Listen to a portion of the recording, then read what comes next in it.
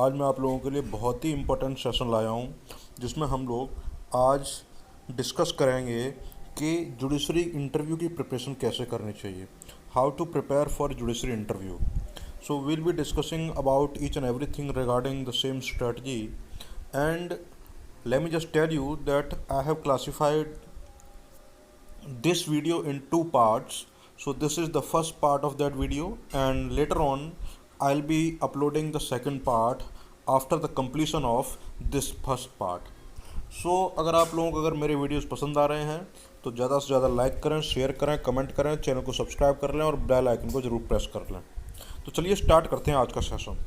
तो our today's topic is the strategy with regard to preparation for judiciary interview, how to prepare for judiciary interview. So let us just start. So I have classified this strategy and this lecture in two parts, and this is the very first part wherein I will be discussing about general strategy.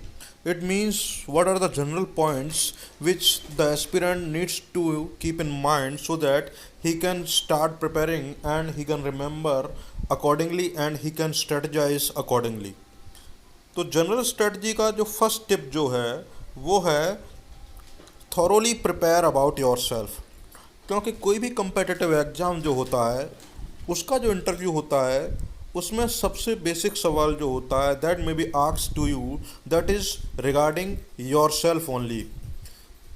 तो इसमें आपके बारे में क्या क्या points include होते हैं, जैसे कि मीनिंग ऑफ योर नेम. अगर आपका कोई यूनिक नेम है तो उसका क्या मीनिंग है and how would you explain that meaning. What are your hobbies. अगर आपकी कोई स्पेसिफिक हॉबी है, क्रिकेट खेलना है, म्यूज़िक है, वॉचिंग मूवीज़ है, ट्रैवलिंग है, पेंटिंग है, कोई और स्पेसिफिक मूवी है, तो उसके बारे में आपको थॉरोली प्रिपेयर करना है और उससे लेटेस्ट जो भी इंफॉर्मेशन है उससे रिलेटेड वो भी आपको प्रिपेयर कर लेनी चाहिए. Next, you have to prepare about your college from where you have completed your last education. मतलब अगर आप LLB किया है तो कहाँ से, किस कॉलेज से किया है, कहाँ पर है, वो कॉलेज कब इस्टेब्लिश हुआ था, उस कॉलेज में क्या चीज़ आपको अच्छी लगी, उसके क्या प्रोज एंड कॉन्स हैं, वहाँ का प्रिंसिपल या डीन कौन है. अगर आप पोस्ट ग्रेजुएट हैं तो वो आपने कहाँ से कंप्लीट किया है, उसके बारे में सारा डिटेल्स जो है वो आपको प्रिपेयर कर लेना चाहिए. उसके अलावा you need to prepare about your home town.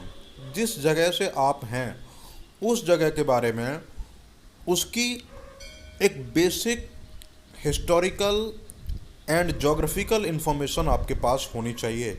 और एट प्रेजेंट उसके बारे में है कि अगर वो डिस्ट्रिक्ट हेडक्वार्टर है तो कब बना डिस्ट्रिक्ट हेडक्वार्टर, वहाँ का डिस्ट्रिक्ट मजिस्ट्रेट या कलेक्टर कौन है, वहाँ का सुपरिटेंडेंट ऑफ पुलिस कौन है, वहाँ का डिस्ट्रिक्ट जज कौन है, इस तरह की वहाँ का MLA कौन है या MP कौन है. इस तरह की जो बेसिक इन्फॉर्मेशन है वो आपको जो है उसके बारे में प्रिपेयर रहना चाहिए. Moreover, you need to have some basic idea about your home state as well. So this is all about the very first point regarding yourself. Moving on, let me just give you the second tip, that is you need to be confident but not overconfident. आपको पूरे interview में confident तो रहना है, लेकिन ये बात भी आपको ध्यान में रखनी है कि आप ओवर कॉन्फिडेंट ना हो.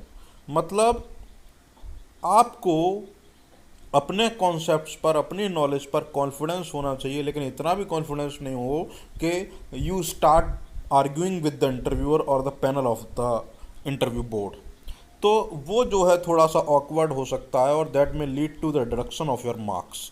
तो this is also required to be understood. Thirdly, you need to stay humble and polite and during the entire interview. पूरे इंटरव्यू में आपको हम्बल रहना है, पोलाइट रहना है, आपको काम और कूल रहना है. आपको किसी भी बात से they will try to irritate you, they will try to depress you, they will try to disturb you, they will try to depress you, लेकिन आपको किसी भी वजह से किसी भी तरह के आर्ग्यूमेंट में नहीं पड़ना है. वहाँ पर कोई भी नॉनसेंस बुलशिट एक्टिविटी नहीं करनी है. आपको किसी भी मेंबर से आर्ग्यूमेंट नहीं करना है और किसी भी वजह से आपको जो है अपना बैलेंस जो है वो नहीं खोना है, माइंड को स्टेबल रखना है और हम्बली पोलाइटली जो है हर मेंबर के साथ आपको जो है बिहेव करना है. So this is also very required while interview. Moreover, the next point is accept your mistake then and there. अगर आपको लगता है और अगर कोई भी इंटरव्यूअर जो है पैनल में से कोई भी मेंबर अगर आपको बता रहा है कि आपने जो जवाब दिया है उसमें ये एरर है, ये गलती है, और अगर आपको लगता है कि हाँ वो सही कह रहा है, तो you should be ready to accept your mistake then and there only, and you can apologise very politely and simply. तो आपको वहाँ पर किसी भी तरह का आर्ग्यूमेंट नहीं करना. You need not be adamant. ये नहीं करना है कि नहीं जो मैं कह रहा हूँ माई पॉइंट इज़ राइट. तो इस तरह की एक्टिविटी आपको नहीं करनी है. आपको अपनी मिस्टेक जो है वहीं पर एक्सेप्ट कर लेनी है और सिंपली जो है अपोलोजाइज कर लेना है. और ये भी कह दे सकते हैं कि आप कि okay I will try to look at this और I will try to improve. Next one point is don't argue with the interviewer. अगर कोई भी पॉइंट अगर आपको लगता है वाइल डिस्कशन कि जो आप जो कह रहे हैं वो पॉइंट सही है और इंटरव्यूअर का पॉइंट जो है वो गलत है, इवन देन आपको वहाँ पर इंटरव्यूअर से कोई भी आर्ग्यूमेंट नहीं करना है. आपको सिंपली जो है डायरेक्टली इंटरव्यूअर्स के पॉइंट को आपको डिनाई नहीं करना है. You can not strictly reject the interviewers point. तो उसका एक तरीका है, आप इनडायरेक्टली जो है पोलाइट मैनर में उसको जो है उसकी बात को इनडायरेक्टली एक्नॉलेज करते हुए you can just justify your point indirectly.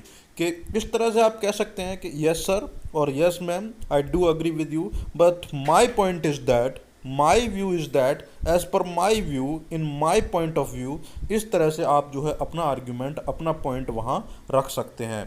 So this point also needs to be kept in mind.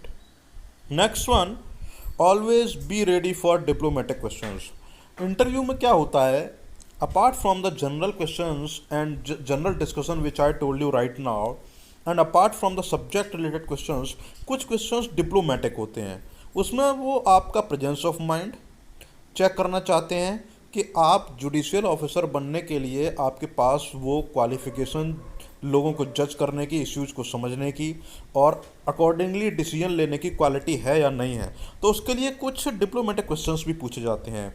So you need to be ready for that kind of questions as well. Like why do you want to join judiciary. आप judiciary ही क्यों join करना चाहते हैं? Why do you want to become judicial officer only. आप किसी और legal profession में क्यों नहीं गए, या फिर आप लीगल प्रोफेशन में ही क्यों आए? Secondly, why did you not opt litigation. आप लिटिगेशन में क्यों नहीं गए, आप जुडिशियल ऑफिसर ही क्यों बनना चाहते हैं? ये भी कह सकता है इंटरव्यूअर के आप में जो क्वालिटीज़ हैं वो एक एडवोकेट वाली क्वालिटीज़ हैं, जुडिशियल ऑफिसर वाली क्वालिटीज़ नहीं है, तब भी आप उस प्रोफेशन में क्यों नहीं गए.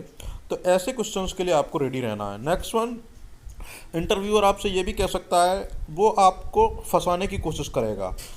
दे will try to trap you कि you will posted as judicial officer at very remote and rural area, then how would you manage. क्योंकि राजस्थान में पोस्टिंग होगी किसी रूरल एरिया में होगी, एमपी में पोस्टिंग होगी किसी रूरल एरिया में होगी, यूपी में पोस्टिंग होगी किसी रूरल एरिया में होगी, वहाँ पर सारी फैसिलिटीज़ नहीं होंगी, लग्जरीज नहीं होंगी. तो फिर वहाँ पर ऐसी कंडीशन में आप कैसे मैनेज करोगे? इस तरह क्वेश्चन भी पूछ सकता है.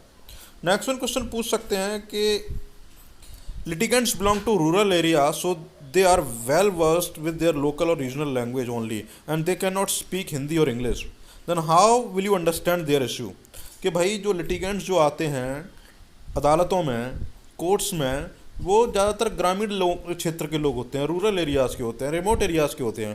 तो they can only speak their mother tongue, they are not aware with the Hindi और इंग्लिश. तो फिर आप उनकी भाषा को कैसे समझेंगे, उनके इश्यूज़ को कैसे समझेंगे, and then how would you be able to understand their issue and decide accordingly. तो इस तरह के these kinds of diplomatic questions में also be asked to you. तो you need to be always ready for these kind of questions as well. So this is all about for today's session wherein I discussed about certain general points or general tips, or this was all about the general strategy. Next video जो आएगा second part, उसमें हम subject related strategy के बारे में detail में discuss करेंगे। तो अगर आपको ये वीडियो पसंद आया है तो इसको ज़्यादा से ज़्यादा लाइक करें, शेयर करें, कमेंट करें, चैनल को सब्सक्राइब कर लें और बेल आइकन को प्रेस कर लें। तब तक के लिए stay happy, all the best, good luck.